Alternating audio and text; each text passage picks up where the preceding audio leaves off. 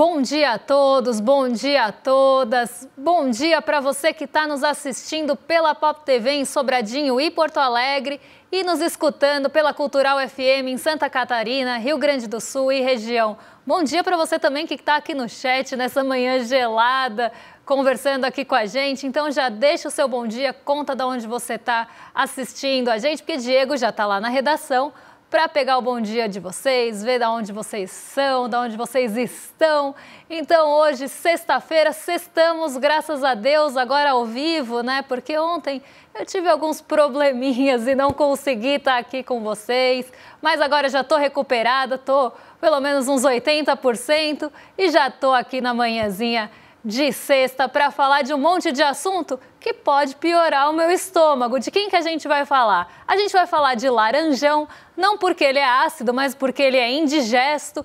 Então a gente vai falar de Donald Trump, seu mega pacote aí de que ele chamou de grande belo, mas a gente vai ver o que está por trás de tudo isso. Vamos falar de manifestação na Faria Lima? Parece que teve invasão por lá, a galera entrou no prédio mais caro da Faria Lima para protestar a favor, né, da taxação dos BBBs. Então a gente não é dos ex-Big Brothers, a gente está falando dos bilionários bancos e bets, então a gente vai falar sobre isso também. E tem produção industrial que saiu e não deu tempo, na verdade não é que não deu tempo, não teve programa hoje, então a gente vai, ontem, né, então a gente vai falar hoje. Antes de tudo isso, vamos dar uma passada na agenda, que eu já vou adiantar para vocês que ela tá curtinha, porque hoje é feriado nos Estados Unidos, é 4 de julho, dia da independência, então hoje a gente espera inclusive um movimento mais morno na bolsa, um movimento mais morno nos mercados no geral, por conta do feriado. Inclusive isso já aconteceu ontem, mas eu não vou dar spoiler porque Diego que vai contar para vocês, mas o feriado já reduziu um pouquinho essa liquidez, essa negociação. Mas vamos lá, 3 horas da manhã na Alemanha saíram as encomendas da indústria de maio. Às 5 horas em Luxemburgo, quem falou foi o dirigente do Banco Central Europeu. Ele fez um discurso ali numa reunião do Fundo Monetário e do Banco Mundial. Às 6 horas da manhã na zona do euro saiu o PPI, índice de preços ao produtor de maio. E ao meio-dia, daqui a pouquinho no Reino Unido, quem fala é o Alan Taylor, o dirigente do Banco da Inglaterra, em uma escola de Londres, né? Então ele vai falar ali numa universidade de Londres. Mas vamos seguir por aí, porque tem mais um pouquinho de agenda, né? Uma agenda bem curtinha, como eu falei. Hoje sai balança comercial de junho, aqui é velho conhecido nosso semanal e mensal. Então hoje sai o fechamento de junho da balança comercial e os Estados Unidos vão ficar com os mercados fechados por conta do feriado da independência, que promete, hein? Mas isso é assunto para daqui a pouquinho, porque agora eu vou dar bom dia para o Diego, que está lá na redação, não só pegando aí os comentários de vocês, mas também tá para contar para a gente como fechou o mercado ontem, porque tem novidade. Diego, bom dia, como é que você tá? Muito bom dia, Débora. Muito bom dia para toda a nossa audiência. É um prazer estar aqui com vocês mais um dia. Prazer ter você aqui de volta, Débora. Fico muito feliz que você tenha melhorado, esteja melhor. Muito bom dia para a nossa equipe de telespectadores fiéis, Gabriele Cozendei, Bad Dog, Silene Cocito, Yuri Saldanha, Gladys Garcia, Renato Murakami, Theo Ku, Naor Vasconcelos, desculpa. Muito bom dia para todo mundo. Vamos para o nosso alinhamento. O Ibovespa sextou com antecedência e bateu um recorde. Pela primeira vez, o principal índice da Bolsa Brasileira passou os 141 mil pontos durante o dia e fechou a quinta-feira em 140.927 pontos, depois de uma alta de 1,35%. Tudo isso num dia morno, com pouco movimento por causa da antecipação do feriado nos Estados Unidos, que fechou as bolsas de Nova York mais cedo. Inclusive, a gente viu isso refletindo na agenda, praticamente nada, né? 2 páginas de agenda bem curtinha. Na semana, o Ibovespa já acumulou uma alta de quase 3%. No mês, 1,5% e no ano passou dos 17%. Os destaques ficaram com os grandes bancos e a Petrobras, que puxaram a fila da valorização. Lá fora, estava todo mundo esperando os dados de emprego dos Estados Unidos e a espera compensou bastante. Foram criadas mais vagas do que o esperado e o desemprego caiu. O mercado também reagiu bastante bem a isso. Com isso tudo no radar, Dow Jones fechou em alta de 0,77%, o Nasdaq com uma alta de 1,02% E o S&P 500, se eu não me engano, fechou com uma alta de 0,83%. O dólar também caiu 0,28% e terminou o dia cotado a R$ 5,40, o menor valor desde o fim do mês passado. Nessa toada, o real se fortaleceu, ontem mesmo em um dia de dólar firme lá fora. Débora, vou passar a bola para você, querendo entender o que fez os bancos terem um dia tão positivo no dia de ontem. Vamos falar sobre isso, Diego. O Diego engasgou ali com o teu, com o nosso, né? Com o Theo do chat. E ele agora precisa de uma pastilhinha. Baixou a entidade que baixou no Temer ali aquela vez no Diego. Coitado, beba uma água, Diego. Agora se hidrate. Agora vamos explicar o que aconteceu nessa bolsa ontem, porque a gente teve um movimento majoritariamente positivo por aqui. Das 84 ações que compõem o Ibovespa, 9 ficaram no terreno negativo. Então foi um dia de alta generalizada, a gente pode falar assim, não foi um dia que só um setor puxou o recorde, foi realmente bem difusa, né? A alta não ficou concentrada de forma alguma. E aí tem alguns pontos interessantes para a gente falar, né? Inclusive aqui dos bancos, que não tem nada a ver com os manifestantes, mas isso é assunto para daqui a pouquinho.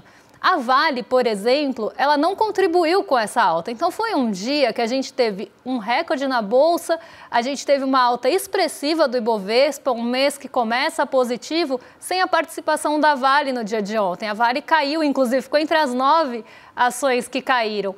Então a Vale não contribuiu e isso é interessante porque a Vale tem o maior peso individual. Então ela tinha até potencial para diminuir essa alta, limitar a alta, mas o Ibovespa conseguiu passar por cima disso e conseguiu fechar em alta de 1,35. Então, aqui realmente um movimento bem forte de otimismo com a nossa Bolsa. E eu vou explicar os motivos, inclusive, dos grandes bancos. Então, o primeiro ponto que a gente tem é a Vale não participando do dia de ontem, o que causa até uma certa estranheza, né? Causou até surpresa isso. Outro ponto que eu acho que vale a pena falar é que ontem os mercados nos Estados Unidos fecharam antes. Eles fecharam de forma antecipada por conta do 4 de julho. Então, foi um dia de pouca movimentação, não foi aquele dia que teve muita negociação, uma liquidez abundante. Foi um dia que as movimentações ficaram até mais mornas, um dia mais paradão no volume de negociação. Mas, mesmo assim, o Ibovespa conseguiu todo esse fôlego, porque alguns movimentos pontuais também de otimismo acabaram sobressaindo em um dia mais morno de negociação. Então, isso é bem interessante da gente pensar que foi um dia sem grande movimento e sem a participação da Vale, que normalmente são dois condutores importantes da Bolsa. A Petrobras puxou bastante essa alta para cima, então ela teve uma participação bastante importante na alta e os grandes bancos também foram em bloco para o terreno positivo. E muito desse movimento, ele vem da entrada de recurso estrangeiro aqui no Brasil. Ontem foi um dia que o dólar caiu para o menor patamar desde o fim de junho, ficou ali nos 5,40, 5,41 se a gente arredondar para cima, mas foi um dia que o dólar fechou em queda aqui no Brasil e todos os pares fecharam em alta, né? Na verdade, o dólar fechou frente aos pares em alta. Então, os pares do dólar enfraqueceram e o real se fortaleceu em relação ao dólar. Então, o real ele se fortaleceu por um motivo bem específico. A gente tem algumas perspectivas importantes em relação à economia chinesa. A gente teve a divulgação do PMI, que trouxe bons ventos. Tem outros dados da economia chinesa mostrando uma possível recuperação mais forte nesse segundo semestre. E isso faz com que os países exportadores de commodities e países emergentes se fortaleçam. Então, o recurso está ali para ir para algum lugar. Onde que tem o maior potencial de valorização? É isso que ele vai ver. Onde ele vai ganhar mais no curto prazo. E aí o dinheiro entra aqui no Brasil para buscar essas oportunidades. E foi justamente o que aconteceu ontem, mirando também nos grandes bancos, nesse potencial de valorização. Então foi um dia realmente de otimismo na Bolsa de uma forma geral. E aí o dólar também se favorece, na verdade o real frente ao dólar, o real se fortalece e se favorece desse movimento, porque entra mais dinheiro aqui e acaba derrubando o dólar, mesmo num dia que ele se fortaleceu frente aos pares por conta de uma série de motivos também, principalmente alta pontual nos juros das Treasuries, apesar da gente ter tido uma leitura mista ali do payroll. E por que ela foi mista? A gente teve, ao mesmo tempo, um desemprego caindo, coisa que não era esperada, uma criação de vagas acima do esperado, que poderia jogar esses juros para cima também. Então, diante disso, o mercado poderia olhar e falar, bom, precisa subir juros porque está muito aquecido. Não foi o que aconteceu, mas, por outro lado, a gente tem o salário médio por hora, que é a medida lá dos Estados Unidos, subindo menos do que o esperado e crescendo pouco, que poderia, na visão de quem diagnostica a inflação assim, um diagnóstico sempre igual, isso poderia despressurizar e tirar a pressão da inflação nos Estados Unidos. Então, por isso que a leitura foi mista no sentido de juros. E aí a gente tem um ambiente que acaba trazendo esse sentimento de quando vai começar o corte. Provavelmente não agora, mas mais lá para setembro e fim do ano, um possível corte adicional. Então, essa dúvida começou a parar, então o mercado de juros ficou um pouco ali instável e isso favoreceu o dólar frente aos outros pares e não aos emergentes, por conta da expectativa de valorização das commodities. E isso é um ponto interessante, inclusive, porque a Vale não surfou essa onda. Quem surfou foi a Petrobras, até porque a Vale já vinha surfando essa onda do minério de ferro há 2 dias, então ela sofreu realização. E os grandes bancos também acabaram entrando nesse balaio aí com esses recursos vindos de fora, buscando essas oportunidades na nossa bolsa. Para quem lembra, nos outros dias os grandes bancos também não participaram da festa, eles estavam ali mais no terreno negativo, tinham caído no dia anterior, então agora eles voltam ali a subir. Então, ontem um dia interessante para a gente pensar em mercado financeiro e bolsa, mas aconteceu uma outra coisa, já que a gente está falando de Faria Lima aqui, aconteceu uma coisa bem interessante também, que foi a entrada de manifestantes em um dos prédios mais caros da Faria Lima, se não me engano, é o prédio mais caro de São Paulo, ele fica localizado na Faria Lima, é um símbolo do mercado financeiro, e os manifestantes entraram ali pedindo e clamando ali pela taxação dos bilionários, taxação das bets, taxação dos bancos, dos super ricos. Então você vê que esse movimento está crescendo nas redes e fora dela. Ele está furando também essa bolha de rede social, de vídeo de IA, que a gente está sendo inundado nesses últimos tempos. E aí você vê que esse movimento começa também a aparecer nas ruas, nas manifestações.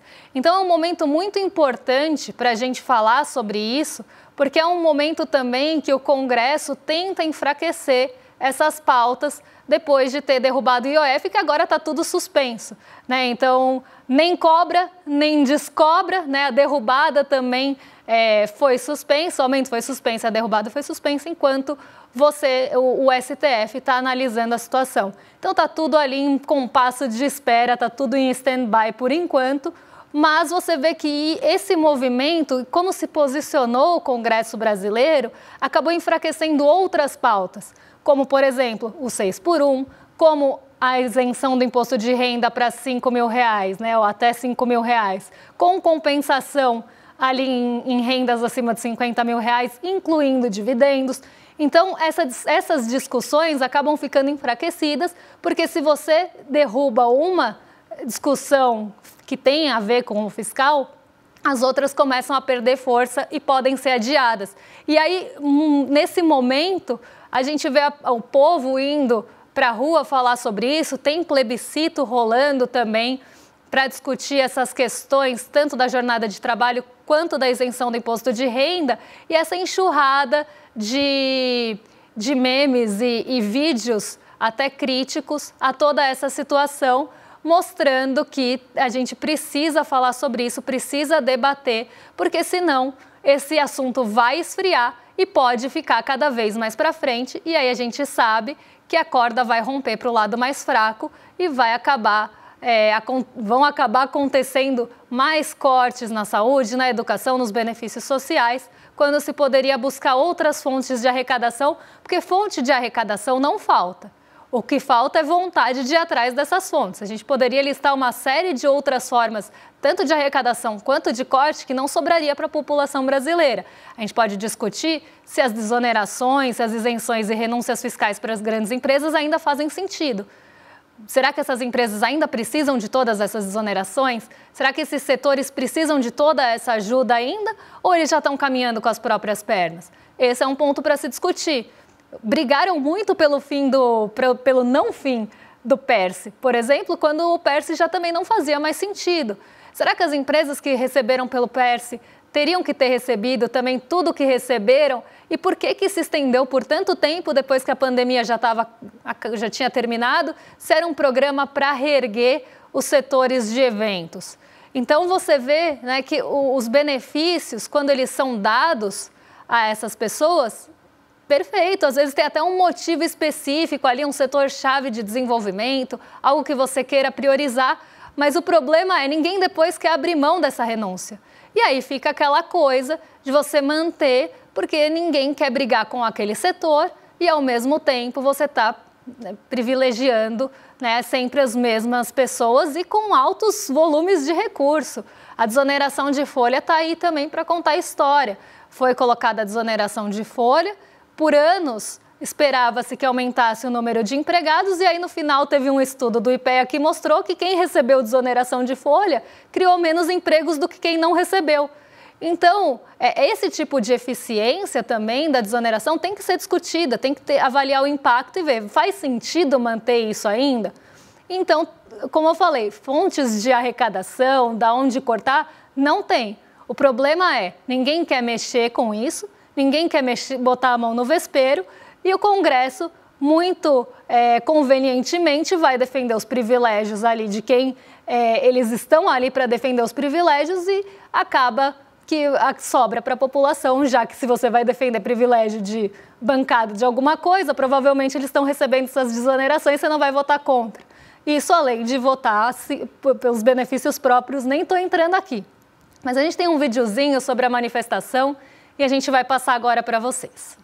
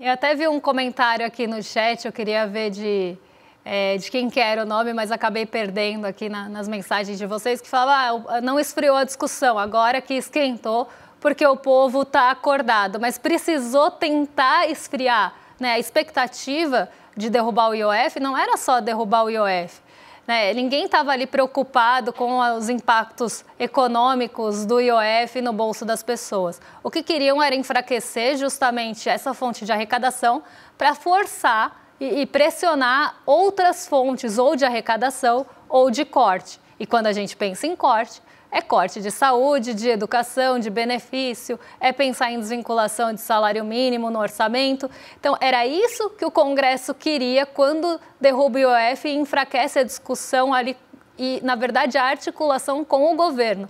Mas isso acabou gerando um sentimento nas pessoas de revolta. Por que não vai discutir uma coisa que beneficia milhões de pessoas em detrimento de uma parcela da população que não contribui com praticamente nada? Se a gente for pegar a desigualdade tributária aqui no Brasil, ela é tremenda. Não só pelos impostos indiretos, que acabam pesando mais nas menores rendas, mas quem recebe lucros e dividendos não contribui com R$1 nessa conta toda. E a população contribui. Então, por que é que não vai ser discutido isso? Eu acho que acabou acendendo, né, essa fagulha e levando essa discussão para frente, porque as pessoas acharam injusto o que aconteceu. E eu acho que os memes que estão rolando agora nas redes sociais acabam mostrando um pouco desse sentimento. A gente separou alguns, eu vou passar E aí eu já comento, em sequência já chamo também aí o Laranjão. Vamos lá. Aprovamos mais deputados, mas barramos imposto para rico. Porque empresário e político é que precisam de privilégios. Fala, povo escravo do trampo. Aprovado. Mais 18 deputados. Total, 531. É inacreditável. Eles riem da nossa cara como se fosse piada. A gente trabalha tanto para ver isso. É revoltante. E além desse, né, teve toda aquela composição de Hugo não se importa, né, até uma alusão aí a Hugo Mota, mostrando que sim, o povo achou a decisão ali ruim e que iria acabar sobrando, no final das contas, para o povo. E aí o Hugo Mota foi chamado de herói em jantar, né? Quando você defende o interesse daquelas pessoas, muito provavelmente você vai ser herói para elas, mas para o restante não. E aí tem até um VTzinho curto de um desses vídeos que estão rolando aí, que coloca o Odete Roitman, acho que a gente tem ele, né? Vamos colocar e aí eu já comento tudo na sequência e a gente já passa para o próximo assunto. Que absurdo, agora o Jornal Nacional defendendo o Hugo nem se importa só pra também sonegar imposto pra rico. Pois é, agora só falta a Odete Roitman deixar de ser vilã e virar heroína em defesa da novela. É isso, né? Eu acho que esse vídeo fecha bem aqui, né, esse pensamento todo e tudo isso que está rolando agora em relação à injustiça tributária que tem aqui no Brasil. Eu espero muito que isso vá para frente, que a pressão aumente e aqui, né, a gente tem o Congresso Inimigo do Povo, que está rolando o hashtag @arrodo aí, e tem também ali toda aquela discussão em relação ao Congresso, mas eu acho que a gente precisa pensar qual Congresso que a gente está falando e por que essas coisas estão sendo faladas. É o Congresso que defende interesses específicos, é um Congresso que acaba se posicionando para a defesa desses interesses e não o interesse da população brasileira. Então, quando a gente fala de Congresso, né, a gente acaba generalizando, mas eu acho que a gente precisa falar que no final das contas, a gente entra na velha e boa luta de classes ali, de ricos e pobres, né? E quando a gente fala rico e pobre, a gente está generalizando, porque se você não detém ali os seus meios de produção, se você não detém o grande capital, se você não tem poder político-econômico, muito provavelmente você é pobre, né? Um chá de revelação social que é muito duro, mas justamente isso, se você depende do seu trabalho, né, e da sua renda para viver, se você não consegue ficar meses ali sem a sua renda, você é pobre, né, e vai ter ali, e vai estar junto com todo mundo, embora as pessoas no Brasil queiram esse afastamento, esse distanciamento de eu não sou classe trabalhadora, eu não sou pobre. Então tem toda essa distorção e eu acho que a gente precisa colocar as coisas no lugar delas e falar que sim, é uma tensão de luta de classes lá no final,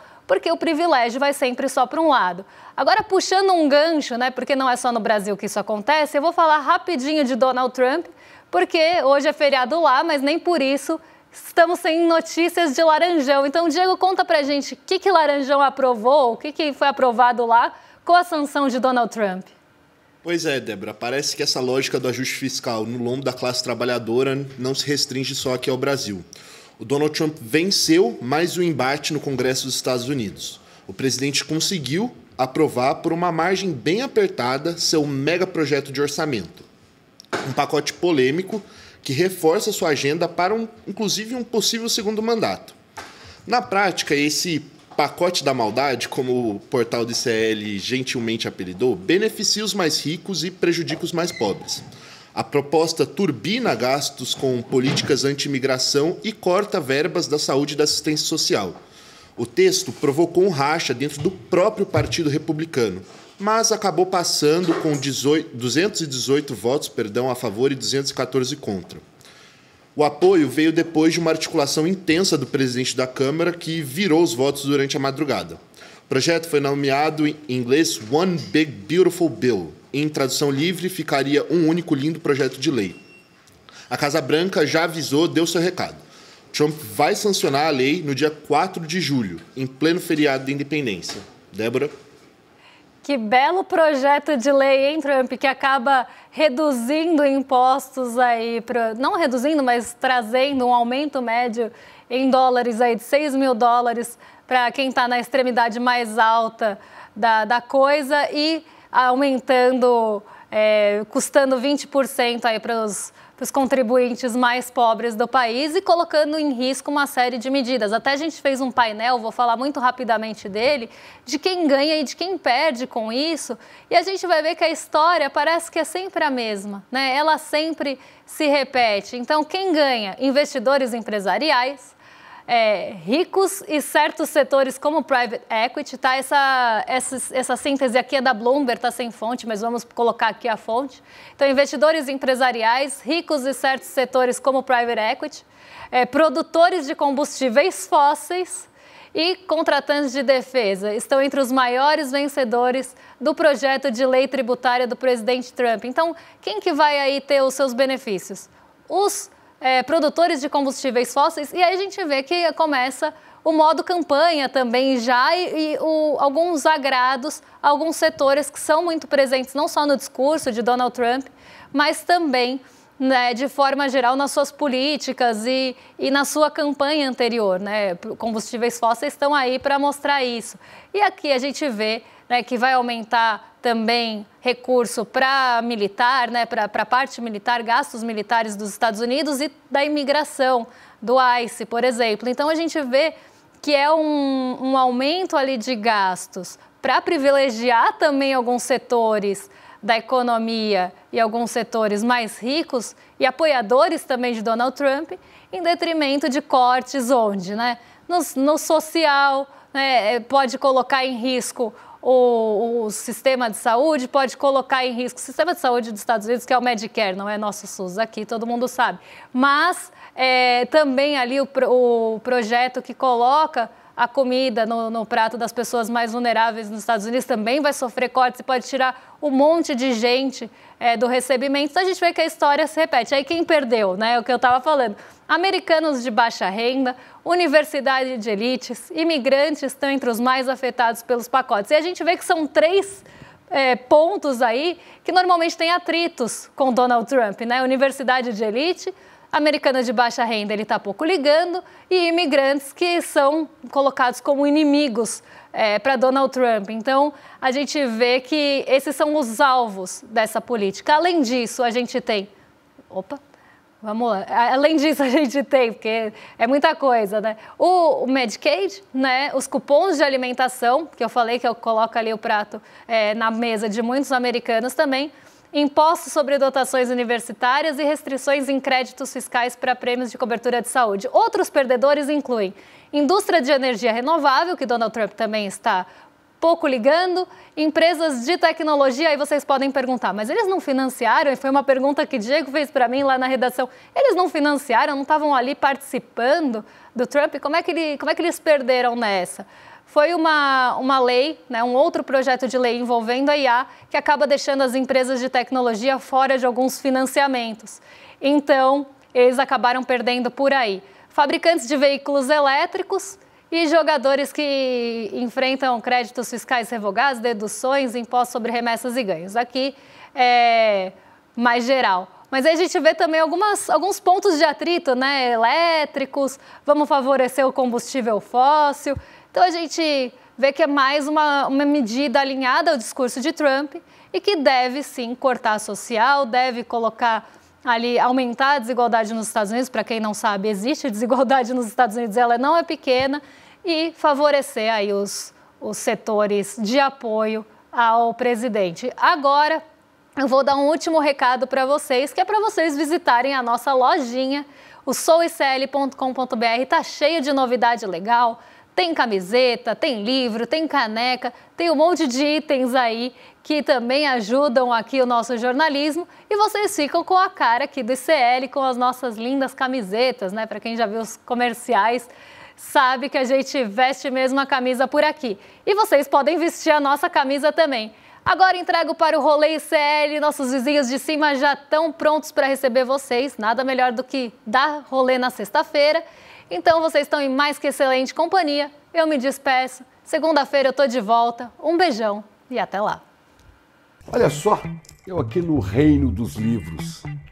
Há mais de 150 anos, o poeta Castro Alves recomendava: Bendito que semeia livros, livros a mancheia. O livro caindo na alma é germe que faz a palma, é chuva que faz o mar. O mar do conhecimento, o conhecimento que liberta.